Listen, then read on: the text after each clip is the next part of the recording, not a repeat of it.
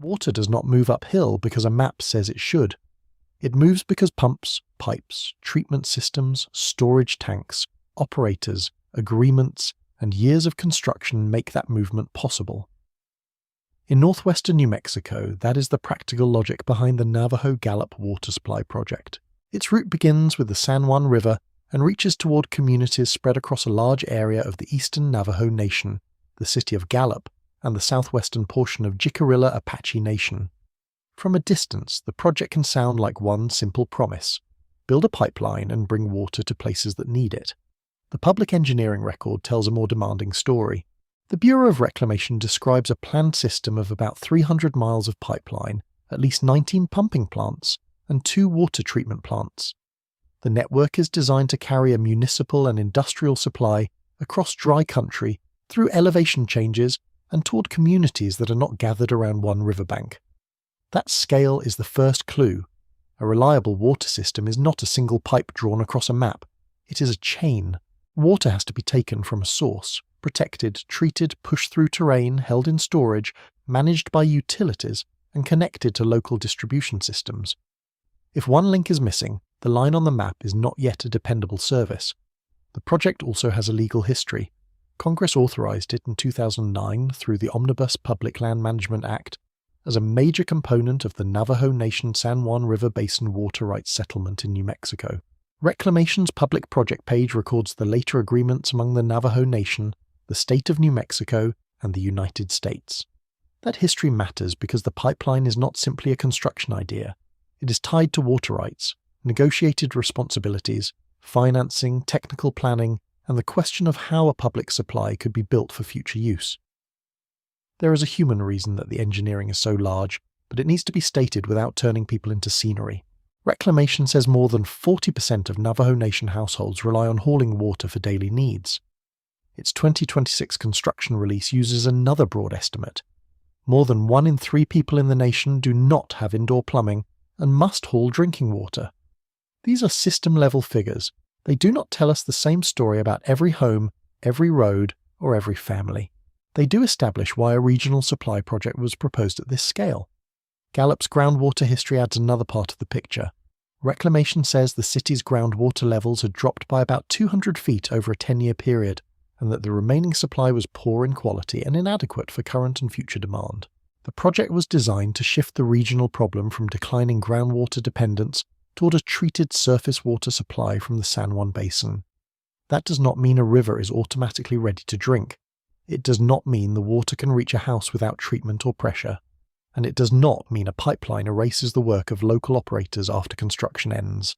It means the source can be connected to a system designed to do those jobs. The route itself helps explain the cost and duration. Communities lie across long distances. Terrain rises and falls. A municipal line must pass under or around roads, waterways, existing infrastructure, and sensitive ground. Water is heavy. Where gravity cannot carry it, energy and pumping equipment must do the work. So this documentary begins not with a ribbon cutting, but with a pump. Imagine a valve opening inside a station. The pipe vibrates slightly as pressure builds. Somewhere farther along the route, another station will take over. A treatment plant will make the source water meet standards.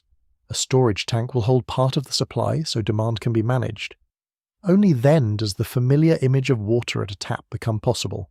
The question is therefore not whether a 300-mile pipeline is large. It is why this particular kind of distance, elevation, and service geography demands a system of that size.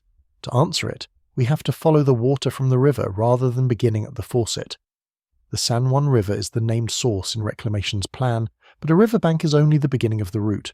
Water has to be collected through intake infrastructure, moved into the project system, checked and treated, then sent through pipelines towards storage and distribution. Each stage answers a different problem. The first problem is source reliability. A city or chapter cannot operate a public water system on the assumption that the next rainstorm will solve the next week's demand. The Navajo-Gallup project is designed around a long-term municipal and industrial supply.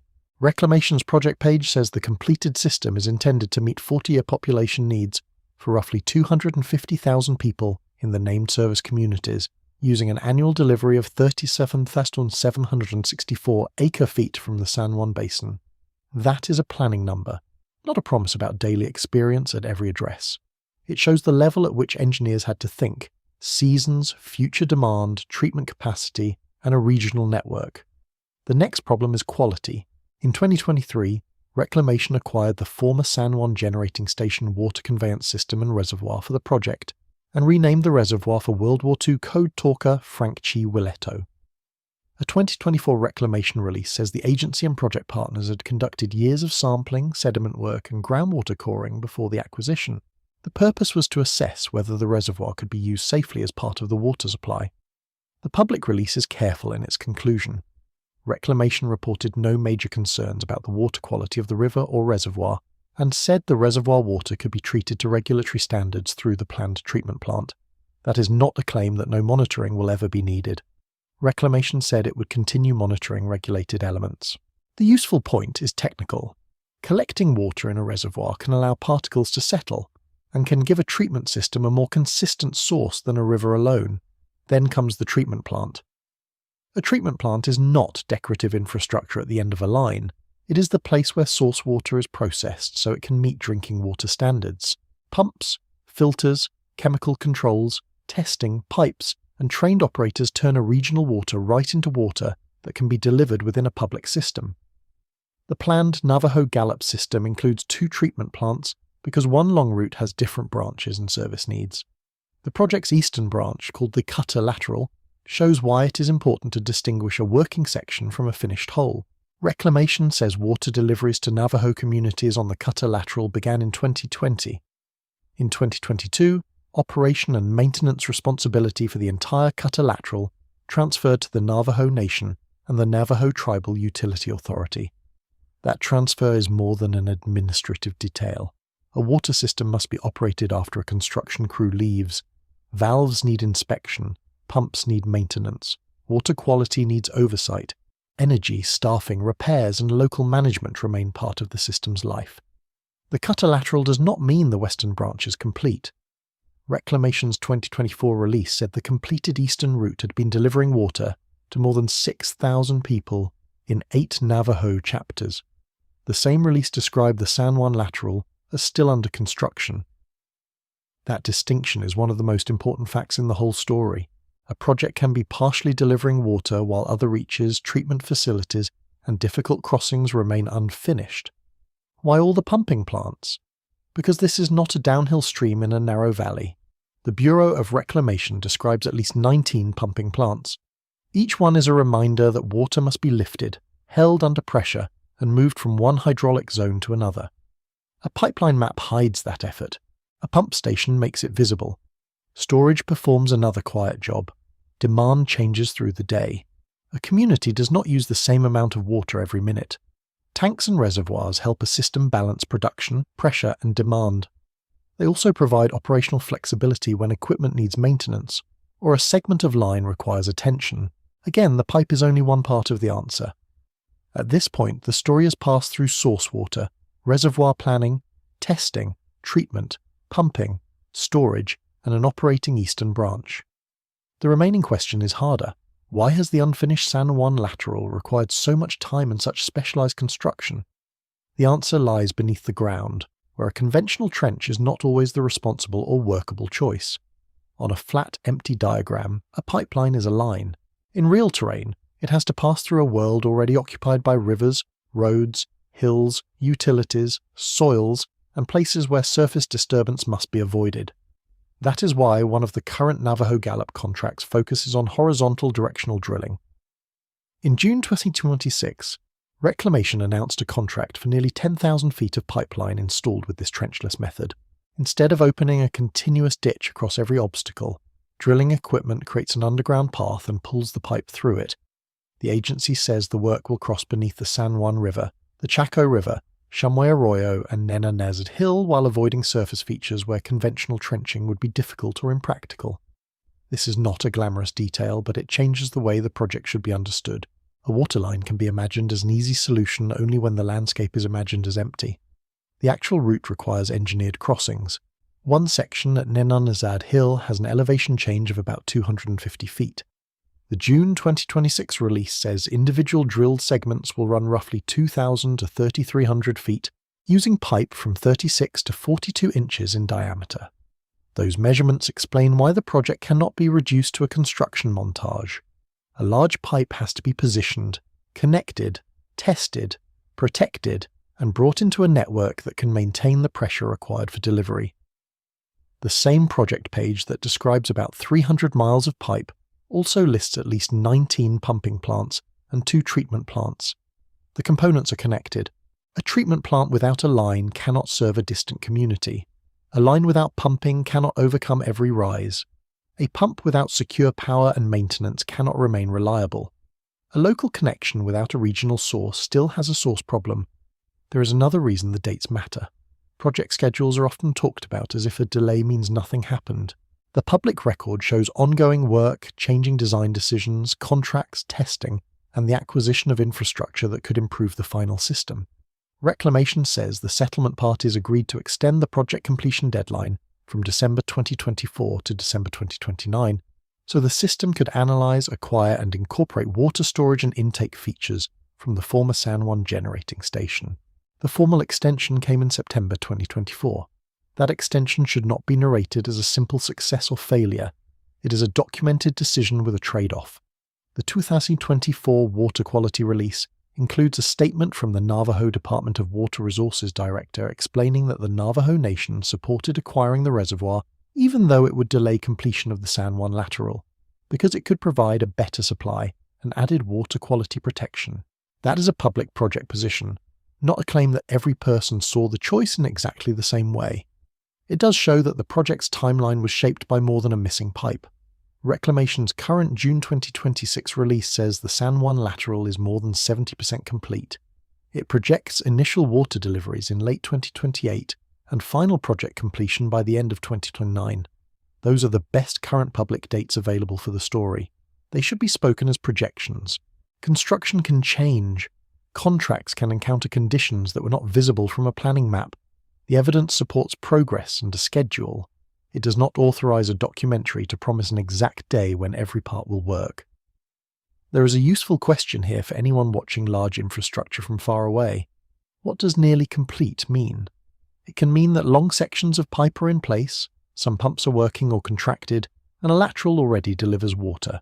It can also mean the remaining pieces are among the most technically demanding: an intake, a treatment plant, a river crossing, a hill bore, a connection, or a sequence of tests before water can enter service. If this evidence-led explanation helps, leave one comment with the one infrastructure detail you usually overlook: the source, treatment, pumps, storage, local distribution, or maintenance. This is the only invitation in this episode because the final step is to separate what this system can do from what no-trunk pipeline can do alone. The project is a major answer to a regional water supply problem. It is not a magic line. The last part of the story is about that difference. Go back to the pump at the beginning of the story. Its job is simple to describe and demanding to perform: move treated water where gravity and distance would otherwise stop it. The Navajo-Gallup water supply project needs a network of this size because the service geography is large, the source is not beside every community, groundwater conditions have been a regional concern, and reliable municipal delivery requires far more than a buried pipe. The documented answer is visible in the system's components. The San Juan River is the source. Intake and reservoir facilities help manage it. Treatment plants prepare it for drinking water delivery. Pumping plants raise and move it through changing terrain. Storage helps balance pressure and demand. Pipelines carry it across long distances. Navajo Nation and utility operations continue after construction. Local distribution then determines how a regional supply becomes service in particular places. That final distinction matters. A trunk pipeline can bring water closer to communities and support municipal systems. It does not by itself describe every household connection, every local repair, every utility bill, every road condition, or every future expansion. Reclamation's broad estimates about water hauling and indoor plumbing explain why the project exists. They should not be turned into a single scripted experience for all Diné people. The project's history also resists the story of an outside agency arriving with a finished solution. It grew out of the 2009 water rights settlement for the San Juan Basin in New Mexico. Its public timeline records agreements among the Navajo Nation, New Mexico, and the United States. The cutter lateral's operations and maintenance responsibility transferred to the Navajo Nation and NTUA in 2022. Current construction releases include Navajo Department of Water Resources positions on source water planning. These facts do not erase federal involvement. They show that water infrastructure involves rights, partnership, local authority, and long-term responsibility. The engineering has an ethical boundary as well. It is tempting to film pipe in an open landscape and call it progress, without asking what construction must cross, avoid, maintain, or protect. Reclamation's current drilling work is a useful correction. In some places, the planned route goes beneath rivers and difficult terrain rather than cutting an open trench. The method does not make the project impact-free. It demonstrates why terrain and surface features shape the technology chosen. What does the evidence establish today? It establishes that the cutter lateral is delivering water and that its operations and maintenance have transferred to Navajo Nation and NTUA responsibility. It establishes that the larger San Juan lateral remains under construction, with reclamation currently projecting initial deliveries in late 2028 and final completion by the end of 2029. It establishes a planned network on the order of 300 miles, 19 or more pumping sites, 2 treatment plants, and multiple storage facilities. What does it not establish? It does not establish that every household will have the same connection or the same experience. It does not establish that a current schedule cannot change. It does not establish that a large project ends the broader work of operating systems, maintaining lines, protecting source water, and deciding how future growth should be served. That limit is not a weak ending. It is what makes the engineering legible. Public works are often described through openings and completions as though the decisive moment is a ribbon cut at a new facility. Water systems are different. Their decisive work repeats every day. Testing, pumping, repairing, monitoring, budgeting, and keeping pressure in a line that crosses a vast landscape. The final image should therefore not be a faucet turned on for the first time. It should be a long pipeline route in the high desert, with a pumping structure small against the horizon. That image answers the original question. Water has to climb because the communities are far from the source and spread across changing ground. The project needs 300 miles of pipe because distance is only one of the problems the system is built to solve, and the image keeps the conclusion honest. The line toward the horizon is not the end of the story. It is a public system still being constructed, operated, and shaped by the people and institutions responsible for carrying water from a river to the places where it is needed.